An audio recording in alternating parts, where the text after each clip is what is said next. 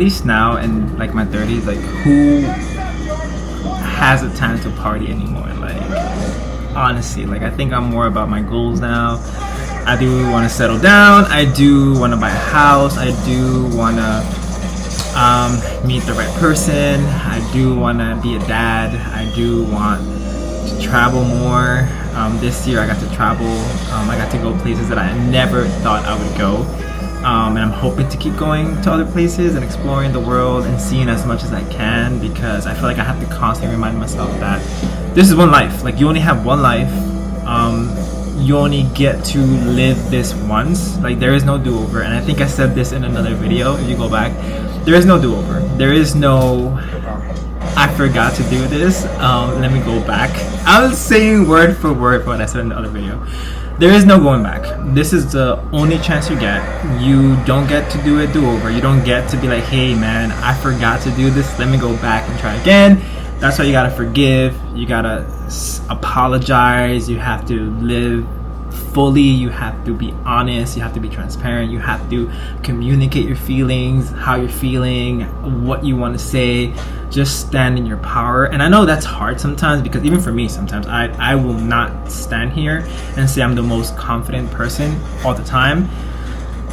I'm assured of myself, and I know who I am, and I know what I am, and I know like what I am. But there are moments where I'm not confident. There are moments where I lack the confidence, and I think that that's not something I should be ashamed of or embarrassed by, because I think that it shows that I'm still growing. It shows that I'm human. It shows that I have insecurities. It shows that at the end of the day, I'm just trying my best. For years, I've been trying my best. For years, if you go back to all the videos I made, I put them out there, knowing that people might criticize, knowing that people might judge me, you know, the fear of like that people in my job know what I do on the side. And I never did it with the intention to be famous. I never did it with the intention to make money. I never did it with the intention to like, oh, I want to be an influencer. If you go back, even before this whole influencer, before this whole thing started, people used to make video diaries. Like people used to vlog, like back in 2011, back in 2012. Like I started making these videos 2012, 2013, and it was like a diary for me, because it was a way for me, an outlet for me to deal with what I was going through at the moment, which was grief. Like I had lost my mom at a very young age, 19. So for years I didn't have an outlet. For years I didn't have someone to talk to and someone to just like bear everything, just say, you know what, I'm not happy right now. I'm dealing with this and I don't know how to cope. I wasn't drinking. I wasn't partying. I think I was building my life. I was going to school, then college. I was getting my life together. I was pretty much alone in this. I didn't have guidance. I didn't have my mom anymore. So pretty much I had to figure out and just trust myself that I was doing the right thing. And now, years later, I look back and I'm like, I did the right thing. I made the right choices. I made the right calls for myself. And I'm in a position now in my life where it's like, I look back and I cannot believe that I am here. So this goes to show you, maybe some of you guys are out there struggling. Maybe you guys have no hope for what's gonna come. But as long as you're doing the work, as long as you're showing up for yourself every single day, and that may not look pretty. I can assure you 100% it is not pretty, because there's days where I'm even frustrated with myself. Even at this point in my life, even where I'm at, there's mornings where I wake up so frustrated because I want more, because I sometimes feel like I'm not enough, and it's a lot. It's a lot. You know, I go to the gym and sometimes I'm like, great, I'm working out, but no one told me about body dysmorphia. No one told me about like you show up every single day, and it's still not enough. So that's something else I'm learning how to deal with. Like, you know, you go to the gym to be a healthier person. You go because you want to work on your health and your mental health. You want to be happy. You think that once you get to that point, it's like, oh, happiness just comes in like a rainfall. It doesn't. It's something you have to build every day. It's something that you have to choose every day. Like I choose to be happy. I choose to be positive. I choose to be the light in the world, because I'm tired of the darkness that I used to walk in the past, of that grief that I used to carry, because there was no way of me putting it down. I had no way of taking the grief and just saying, you know what, I'm gonna leave it here and I'm gonna move on with my life. No, you have to go through it. You have to deal with it. You have to feel it, because once you do, I'm pretty sure 100% you're gonna come out stronger on the other side, because you made peace with it. I made peace with it. Like, yes, there's sometimes I'll get sad because I'm having amazing moments in my life and I wish I can run to my mom and be like, hey, you know what?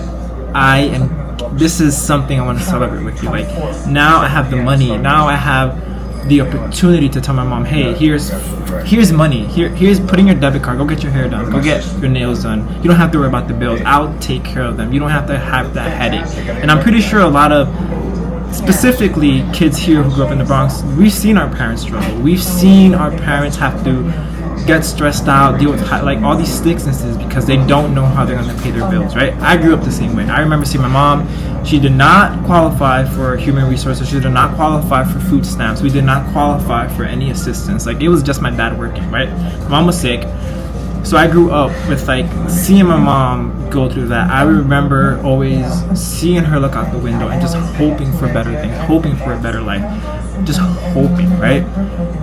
And I remember we always grew up in survival mode, right? And I think that's something that I can honestly say that I'm thankful and grateful that I'm not in survival mode. Like, I'm not living in the same way, and that's the sad part. But it's a good thing, but it's a sad part because I wish my mom would have experienced that, of not having to worry, of like, your children are older now, they can take care of you, you can relax, you can chill, we can travel the world, like, you know, we can go back to your home country, right? But fortunately, life had other plans, and I think that looking back now, in the moment you don't think things are meant to happen. Not saying that, you know, losing a parent is easy, but I think that sometimes things happen for people to grow, for people to see, for people to appreciate what they have. So, you know, if you have your mom with you, love that woman.